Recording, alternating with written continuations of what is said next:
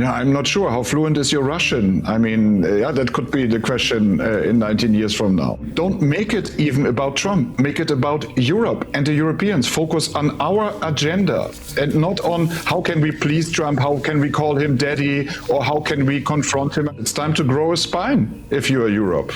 That's what we should do. Good evening, I'm Aaron Dahmen and you're watching a special edition of On the Record, just days out from the opening of the Munich Security Conference. In a moment, I'll be joined by Nico Lange, founder and director of the Institute for Risk Analysis and International Security, senior fellow at the Munich Security Conference and former chief of staff at the German Ministry of Defence. But first tonight, a short report.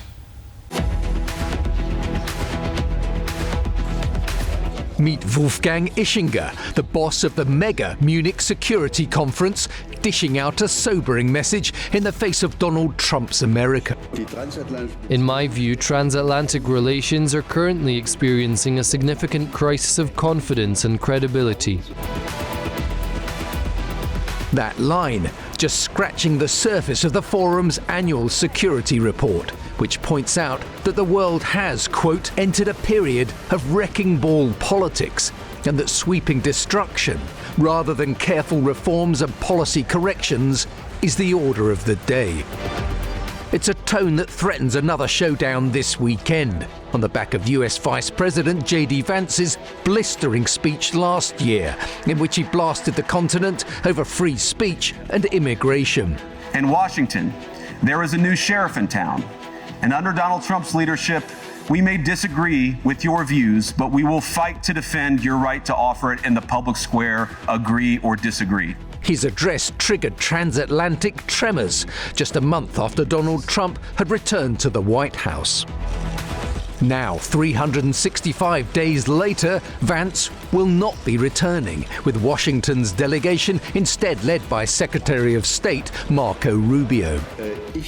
Until proven otherwise, I am assuming that we can expect the American Secretary of State to talk about American foreign policy, not about issues that do not directly affect his department. At least that is my expectation.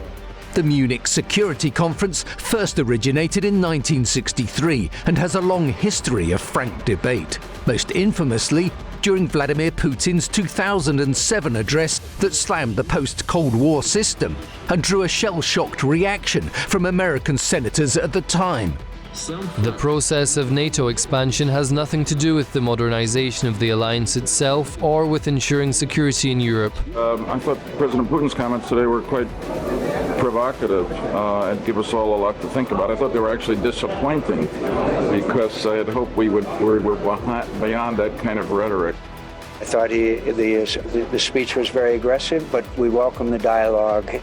Putin's rejection of the European security order is now playing out in Russia's full-scale invasion of Ukraine, with Volodymyr Zelensky again set to spearhead Kyiv's contingent to Munich, shortly before the 4th anniversary of Moscow's war. And with much at stake over Ukraine, the Middle East, and even Greenland, world leaders may well be telling their counterparts right now, meet me in Munich. And Mr. Nico Lange joins me now. Good evening to you, sir. Hello. So, Mr. Lange, the world has entered a period of wrecking ball politics, sweeping destruction, Washington's bulldozer politics.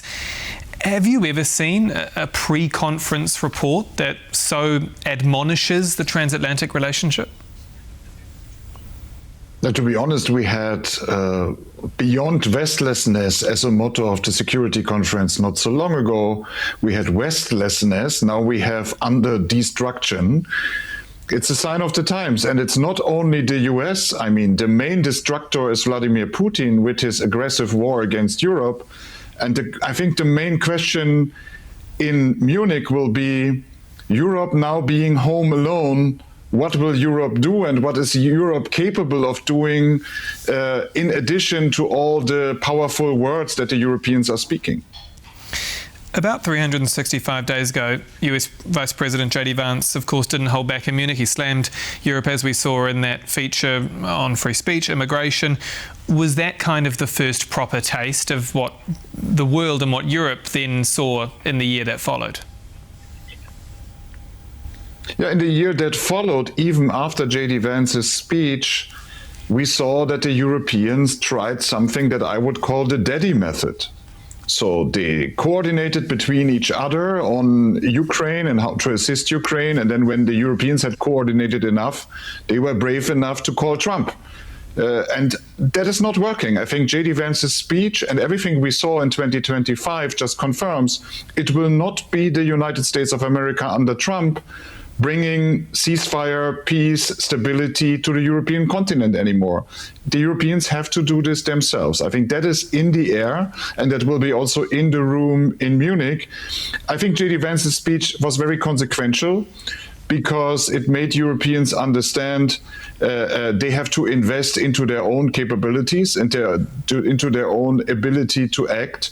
It is also consequential for the US because you cannot make the argument, yes, the Europeans have to do more for their own security, and for that they will have to buy US weapons and equipment. If the Europeans are doing more, they will do it with their own technology, with European weapons, not with American weapons. And maybe one more point, there is a continuation of JD Vance also this year, because Marco Rubio, after being at the Munich Security Conference, has already declared he will go to the Slovak Republic and to Hungary next, making clear that the national security strategy of the US, that there's friendly governments of a certain type, what is the US aspiring to, is underpinned by what Marco Rubio is doing.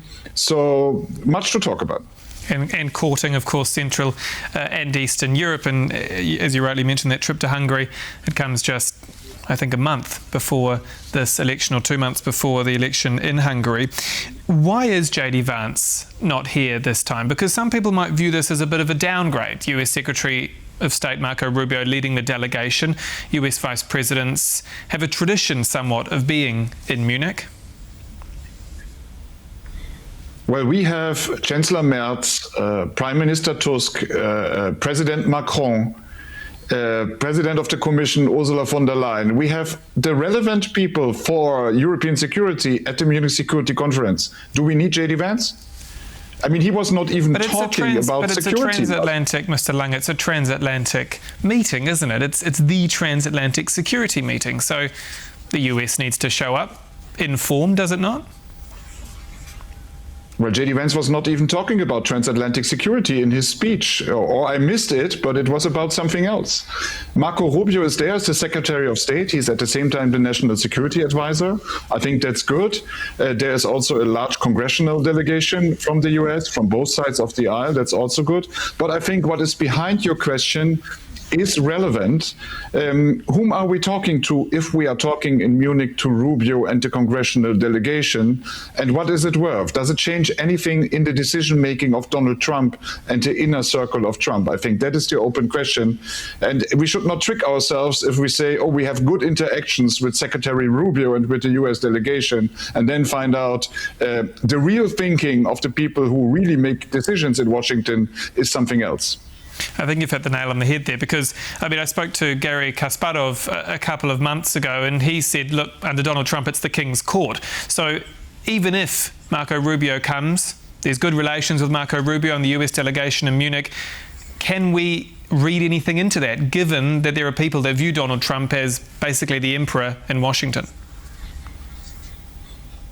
Yeah, that's why I'm saying from the very beginning, don't make it even about Trump. Make it about Europe and the Europeans. Focus on our agenda and not on how can we please Trump, how can we call him daddy, or how can we confront him. I mean, the Europeans have been passive aggressive, right? They call Trump daddy with one hand, and with the other hand, they are saying, oh, we are sending a tripwire force to Greenland. So my suggestion is focus on what we can do, on industrial capabilities in Europe, on German, Polish, French defense industry cooperation, on financing European industrial capabilities. I mean, those are the things that we should discuss, and not what does Trump think. I think we have to admit we will not influence what Trump thinks, and it can be one thing one day and another thing the other day. So let's talk about the defence of Europe, especially obviously with Russia on the doorstep. You authored a report, How to Beat Russia. We see Russia not just probing for weaknesses in Europe, but of course waging that war in Ukraine. Is Brussels now being forced in a way to build the boat and row at the same time? And by that I mean build up its military and defence capabilities, but also try and prove to Russia, no, hey, we're ready for anything. The truth is, if Europe wants to have peace, Europe will have to beat Putin. I think that is the truth. And I mean, Europe does not want to say this out loud and clear, but I'm saying it here. I think that's the solution to this. The US does not want to seem to pressure Putin. He is a big risk, not only for Ukraine, that's clear, but also for all of Europe. He wants to shape Europe absolutely differently. And I mean, we are the ones having the consequences. In Poland, in Germany, in the Baltic states, in the Baltic Sea region, everywhere we see security risks emerging. And I think one issue that needs to be addressed at the Munich Security Conference is, if the US really wants to do less for European security, how can the Europeans do everything that is necessary to avoid a security gap? Because this will be exploited by the other side. And that's the responsibility, I think, of everyone having discussions here, moving this, pushing the needle on this, and not just, having this kind of half-religious speeches where everybody talks to themselves how great and strong Europe is. The fact is, it isn't at the moment, and we have to make it stronger. So you're saying, take the politics in a way, take the PR out of Munich, out of what we're seeing in European politics, and confront the reality. Close the door, have a frank conversation, say things as they are, have a frank discussion, and not this kind of political PR communication attempt. This is not a communicative problem. It's a problem of war and peace, and it needs to be solved, I think, with a new seriousness. And Munich Security Conference is also a place where everybody is making photos of themselves. Look, I am at Munich. And my personal wish would be, let's have less of that and let's have more serious talk about the serious matters. There's much talk of rearming by 2030, and yet we also have these warnings that Russia could test NATO or even attack NATO territory before the end of the decade. Is Europe running out of time? I don't believe in those numbers. I mean, it can happen anytime. And why should Putin wait for the Europeans to be ready? He will exploit any opportunity to shape Europe differently. It's no secret that Putin wants a different Europe. And he is attacking already. If you see what is happening in the Baltic Sea, what is happening with airspace violations. I mean, I don't have to tell you where you are that Russia is already attacking. So the question is not calming ourselves down by saying, oh, this will only be in 2029. The question is deterring Russia from doing more, pushing Putin back to peace when it comes to Ukraine, and beating Russia in Ukraine, I think, is the best the Europeans can do for their own security. The sooner they arrive at that conclusion and do the necessary steps, the sooner we will say ceasefire and peace. I think it will not come by Mr. Witkoff traveling to Moscow 5 more times. Last week I had General Piotr Zus-Błazeusz on the programme. He's a strategic advisor to Poland's Chief of Defence Staff. As far as I can tell, he may well be one of the first sitting representatives of the Polish armed forces to say publicly that they have plans in place if Russia attacks Europe, of course, but also that there's a plan if America does not show up to help Poland or help the eastern flank. Is that the reality Europe needs to face up to, that the Kremlin could come across NATO's eastern flank and that the United States does not back up to help? We need a plan B. I think this is the right position, and we need to make clear we will fight, we will win, and there's no chance to beat us. And everybody who tries to mess with the Europeans in NATO will lose this big time. I think we have to send this message, and we have to underpin this message by building the military enablers, by building the industrial capabilities, and by having the political will to do what is necessary. But it starts by shooting stuff down that flies from Russian airspace into our airspace. I think we not only have to build the capabilities, we also have to show that we are willing to do what is necessary. And this might be now more important than ever, because clearly the Americans are not willing to do what is necessary for European security anymore.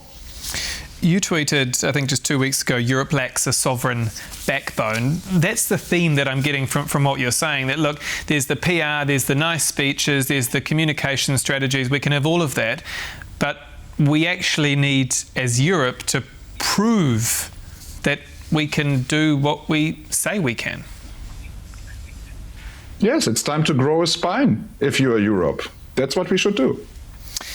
We heard in our opening feature the words of Vladimir Putin in 2007, that infamous Munich speech where he rallied against the post-Cold War order. Did Russia's invasion of Ukraine ultimately happen because European leaders did not take that seriously 19 years ago? I think yes. In 2007, this speech by Vladimir Putin was interpreted by many who have been in the room, including Chancellor Merkel or other important decision makers at the time, as if Putin just lets off some steam, and if he does not mean what he said. And we know that he meant every word, and that he was laying out a plan of what he wants to do, and that he was absolutely deadly serious about this. And it's one of the many mistakes that was made by European decision makers in interpreting what was going on. I think Germany was one of the countries being most wrong about Russia, not only after 2007, but also after 2014. I think many Central and Eastern Europeans were right about Russia and Russia's intentions. And it's also something that did not get through enough, and that needs to be repeated, including here at the Munich Security Conference. Let's not fall back into the old pattern where countries such as Germany, France, or Italy or Spain are trying to explain to the Scandinavians or to the Central Europeans how we should deal with Russia.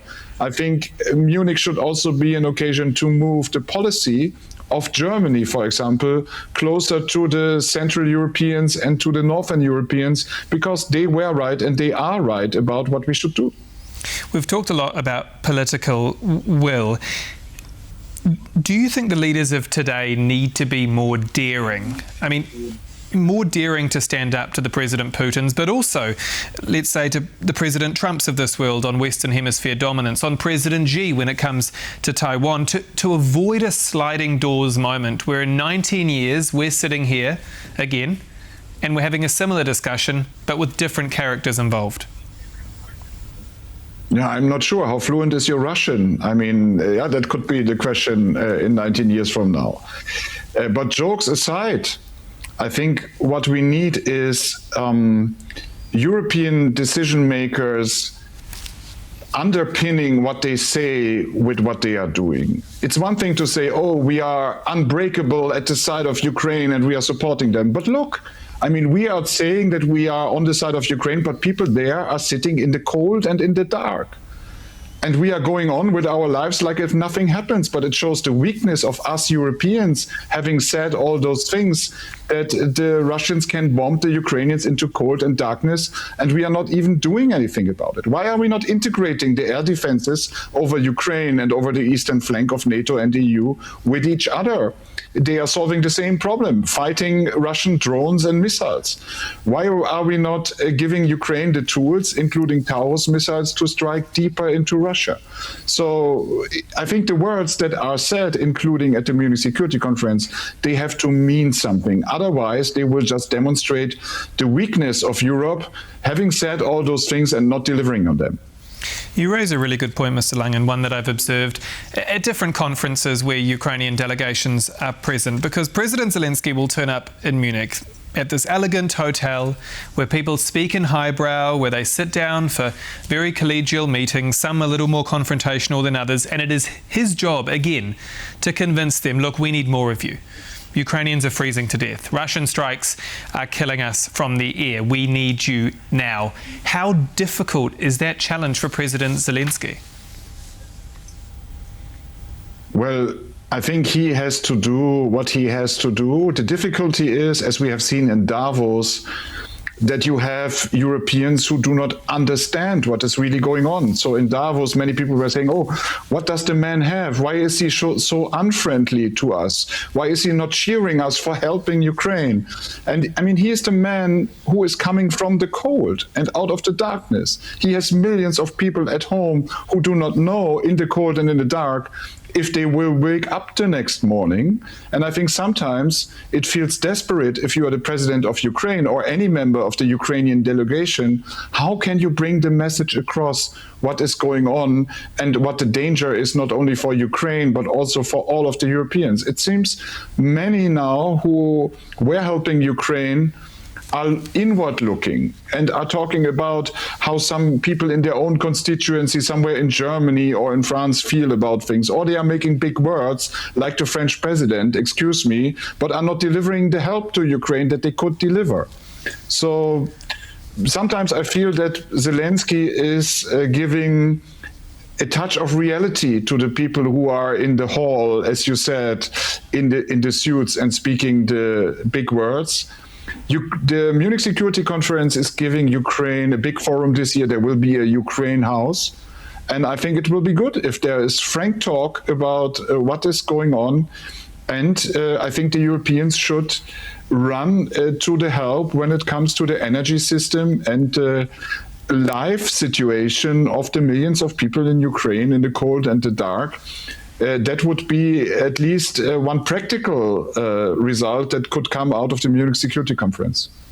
As we're going to air, we're hearing reports of President Zelensky planning to announce a presidential election and potential peace referendum later this month. We've also heard this deadline of peace by June. Does that feel like an arbitrary date made up by America to you, or is it a real possibility? I think we should, after 4 years, not fall into the trap of playing this game. I understand that this is exciting to speculate about dates and so on. But the real situation is known to everybody, including to both of us. The real situation is President Zelensky has to play along with any demand that is coming from the US. Nobody wants to antagonize Trump. If the Americans are saying June, then Zelensky is saying, of course, we will do it. We will have elections. And now you go and pressure Russia. Because the problem is here not if Ukraine is agreeing to something or is agreeing to some arbitrary deadlines by the US. The question is, can the US deliver Russia to sign a ceasefire and peace? And I'm afraid Mr. Witkoff has nothing. He does not have Russia. Even if Ukraine agrees to everything, the Russians will not be ready to sign any deal and to have a ceasefire. That is the real problem here. Mr. Lange, I want to end with a simple question.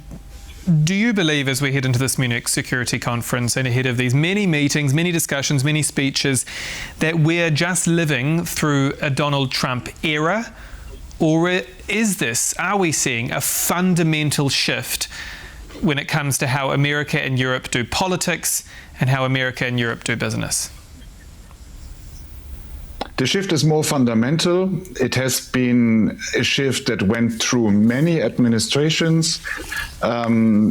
It's, I think, first and foremost, it's a question to ourselves, and we should not use any opportunity to distract from our own agenda by obsessing ourselves with the new ideas or the new public messages or whatever by Trump. I mean, I had certainly enough of it. Let's do less Trump and more Europe. Mr. Nico Lange, thank you as always for your time, and I will see you in Munich. See you soon. And that's all for this special edition of On the Record. And TVP World will have extensive coverage of the Munich Security Conference over the coming days. I'm Aaron Dahmen. I'll see you next week.